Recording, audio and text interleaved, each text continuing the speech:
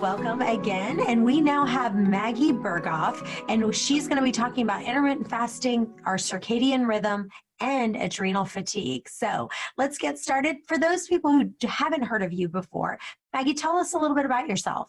Yeah, I'm so grateful to be here. I am a nurse practitioner by trade, and I now do health consulting online. So I see clients from all around the world, and I really specialize in peak performance.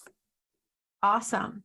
Well, let's talk about when you think that, intermittent fasting is great. And then when you think, you know what, there's certain times in your life where you should just put intermittent fasting to bed for a little while. Talk about that. Yeah, so I think fasting is amazing for the mitochondrial benefits, also for structure. A lot of my busy entrepreneurs, it really helps them to really structure their day.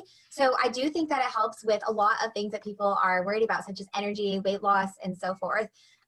The one part that I would say to kind of hold back on is if you are in a severe state of autoimmune disease, or like you're waking up and you're so tired you can hardly drag to get through the day, put a pause on intermittent fasting. And actually, I would just rather you wake up, nourish your body, think of what you can add in to boost nutrient levels, to get energy, to help your thyroid health, instead of waiting for that meal, because you're waking up on E and we don't want to put you further down on E. We want to actually fuel your body.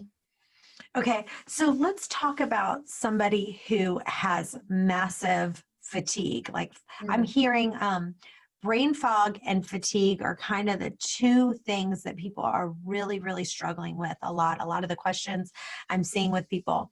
So if you had to give kind of your top 5 tips on fatigue and just that brain fog, what would be those tips for people? Number 1, get testing done to know why you are tired, why you have brain fog, and don't just blame it on because you have kids or because you're stressed at work. Because if those things are present, that stress that is maybe causing the fatigue in your mind, there's definitely damage that has been done inside. So we need to know what damage is done so we can help you to get energy again to feel better. So what tests do you usually do on people when you see them that kind of shows you, these are like some of the options where you go, okay, here's a red flag, here's a red flag, here's a red flag? Well, one in this particular instance related to fasting and metabolic rates is a food intolerance, or a NutriVal panel. Actually, I do food intolerance tests as well, but the NutriVal panel that I do will test your metabolic and your energy cycles. So we can see exactly at what points there may be abnormalities that is keeping your ATP energy cycle from functioning fully. So when we know exactly what's going on there, are you a slow metabolizer, a fast metabolizer, or balanced, do you have aluminum toxicity, etc., we can address those things. Okay. And expand on that. What is the ATP that you're talking about? Great. So ATP is the energy cells of our body. So mitochondria house the energy of our body. ATP produces energy. So when our body is stressed out, that energy cycle cannot function fully. So the best thing to do if you are fatigued or have adrenal fatigue or have brain fog is to allow your body not to stress out. So taking out the stressors, and it's not just psychological, it can be like environmental. It could be stress from the water you're drinking or stress from the food you're eating. Maybe it's stress from the amount of times a day you eat, and that's where intermittent fasting may come in. Possibly for that person, if we see from testing like what their actual inside is doing, their biochemical individuality, maybe their body is so stressed out just trying to eat their food and break it down and absorb it. And we need to give their body pauses in times of period that they don't have to break down the food. Because if the body's not focusing on breaking down that food, it can focus its energy towards healing your body. And so would you say stress is the number one reason why people have issues with ATP? That is one of the core ones. It's hard to say what the key thing is because it usually is a combination. It's, maybe they're stressed and also they're binge eating and also they're not sleeping correctly and also they're, surrounding themselves with negative friends. So it's usually a combination of things that's really causing the energy reserves of the body to go down. Okay. All right. So what else? What other tests are you going to do on somebody to say, I come in and I say, I'm exhausted. I have so much fatigue, so much brain fog. I can barely make it through the day. Food intolerance, 100%. So a lot of my clients come in and they've tried like elimination diets or food removal type of things, or they haven't at all. But when we assess their food intolerance, meaning that we literally will have their blood drawn and they plot it out on a bunch of petri dishes and expose it to antigens, so like allergen type of things, and see if their body inflames to it. And remember when I was talking about those energy reserves, if your body's inflaming to lettuce, get it out so that your body can focus that energy instead of breaking down that lettuce towards healing its body. So that's one of the things that I get like most immediate results with my clients with is they're calling me or messaging me saying, oh my gosh, my anxiety has decreased by 75%. Oh my gosh, I slept through the night at last. And it's with these food intolerances being eliminated so the body can focus on healing. You guys, if you've been listening to my podcast, you know I've been talking about masszymes, which is a digestive enzyme from Bioptimizers. And I want you to know that here's the thing. For me, having a digestive enzyme is a game changer because one of the biggest things that happens to me is I get really tired after my meal if I don't do it, and I have a problem with nutrient absorption. So if you could be eating the cleanest diet ever, but if you're not absorbing it, that's an issue. So this month, they're doing a really great special, and you're going to get a free bottle of the digestive enzymes from Bioptimizers. And so all you have to do is pay a nominal shipping fee. That's it. No other strings attached. It's the best thing ever. So get your free bottle of digestive enzymes. It's called Masszymes. Go to masszymes.com/wasteawayfree and use the coupon code wasteaway10. That's it. So masszymes.com/wasteawayfree. Use the coupon wasteaway10. It's awesome.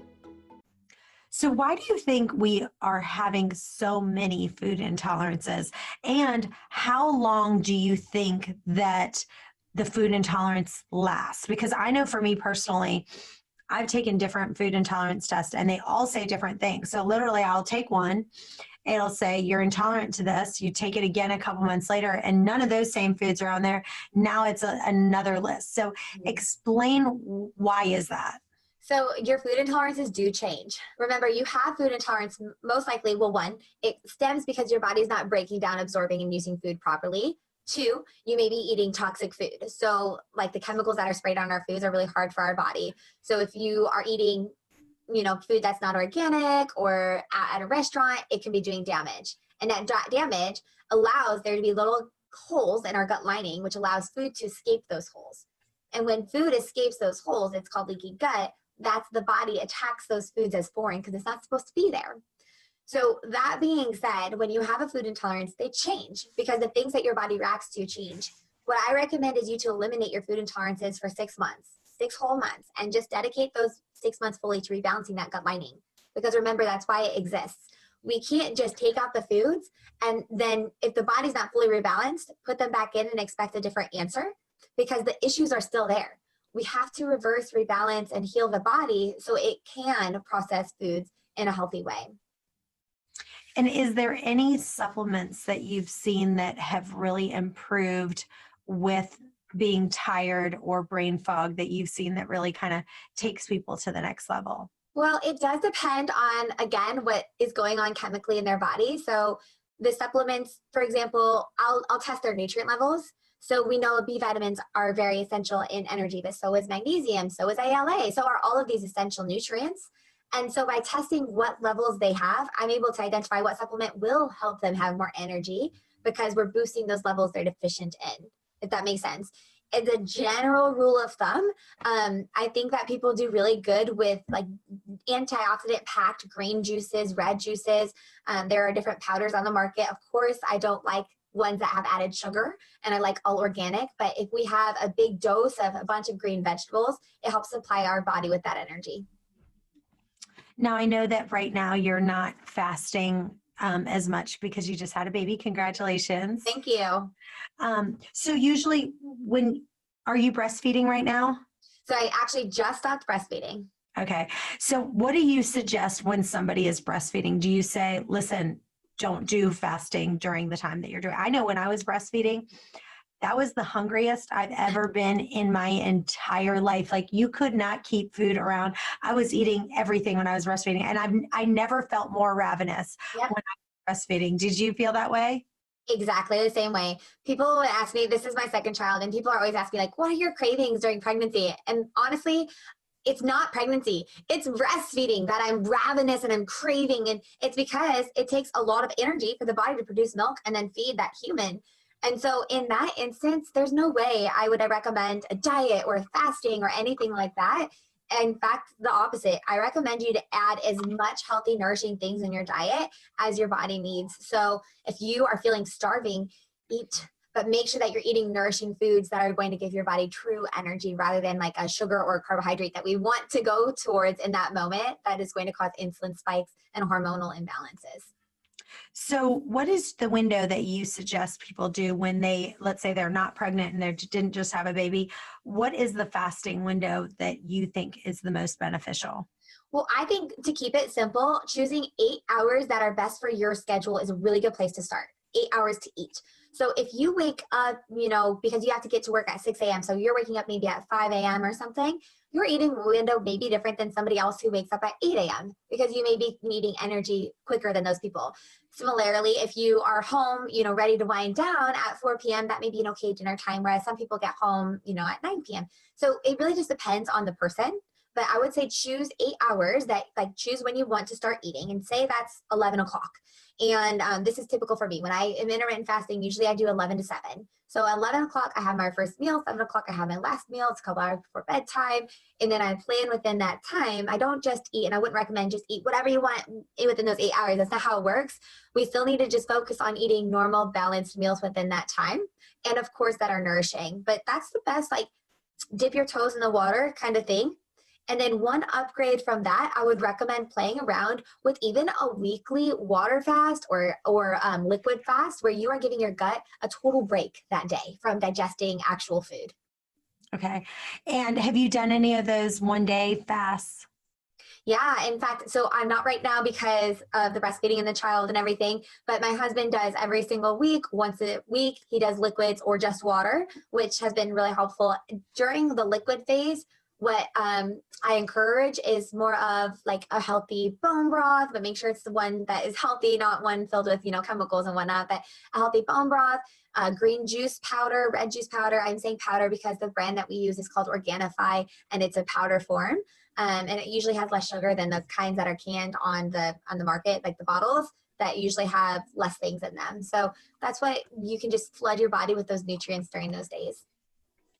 Now, on days where you say, let's say someone wanted to do a 2-day water fast and they get to the point where they're like, you know what, I had great intentions. I'm not going to be able to make it all the way through. Is there any tips that you have for people to kind of be able to take it to that? Let's say, they've gone 36 hours and they wanted to go 48 hours and they're kind of getting into a lull. Do you have any tips to kind of go, okay, take a little bit of this or do this? This really kind of helps you take it a little bit farther. Well, it would break your fast. If you are fasting, which means that you are not having calories, it will break your fast to do this. But if you are just trying to do liquids during that time, having a smoothie with some healthy fats in it is going to help get you over that curb. Also, avoiding, for me personally and for many of my clients, avoiding just sitting around doing nothing on those fasting days. It seems conflicting or whatever, but on those days that we're fasting, I actually encourage people to pile them and be really busy so that you're not sitting there on the couch thinking about oh, I'm really hungry. You're busy, you're doing things, you're being productive. Maybe it's a self-care day and you go to the spa for the day or something like that. Yeah, that's great. I love that. Any other tips for people as far as any other supplements or any other things that you found that any electrolytes or anything that you say, this has really taken my health to the next level? So I do like electrolytes. You can do electrolyte water, which is, a pinch of sea salt in it and some squeezed lemon juice. But there is one brand, and I'm not, by the way, name dropping these brands because I'm affiliated. It's just what I personally use. It's called Ultima, Ultima, and it's a more organic electrolyte powder. And for me personally, sometimes I just get sick of drinking water, like plain water. And on those fasting days, this is a really good option to flavor my water with electrolytes. That's going to keep me hydrated. It has the flavor. It's yummy. And that's something that I do that I think is really helpful to make sure I boost my water intake. Now, let me ask you, as far as people always say smart water and all these others that have electrolytes in it, do you feel like the someone drinking a smart water while they're fasting is going to have enough electrolytes to be able to kind of help them to take it to the next level? Or do they need to do something like you said, where you're doing the Ultima Replenisher? You really need that because the smart water is just not going to have as many electrolytes and trace minerals that you need. Yeah, I think that the electrolyte powder and what you just mentioned, trace minerals, is what I was going to add on to that. There are trace mineral drops, and that is going to help you get more energy as well. So if you don't already have, like our water system and the one that I recommend, it's called reverse osmosis remineralized. And that's what we drink out of our sink spout. If you don't have remineralized water at your home already, or you're not purchasing mineralized water, you can get mineral drops to add in your water, and that will help your body's natural energy. Is it going to give you like a caffeine kick? No, but it's going to help your cells to have natural energy that's going to help you get through. So do you have a special brand on that trace minerals that you say that, hey, this is a good one for? There is one on my website store, and I think it's called organic fulvic minerals, but I'm not sure exactly what brand it is. Awesome. Well, tell listeners where they can find you and follow you and find out more about you. Well, my website is maggieberghoff.com, which is just my name. And also I'm on Instagram at Maggie_Berghoff. And I love connecting with everybody over there. Awesome. Well, thank you so much for being on the show. We really appreciate it. Thanks for having me. It's awesome. And everyone else, stay tuned for our next episode.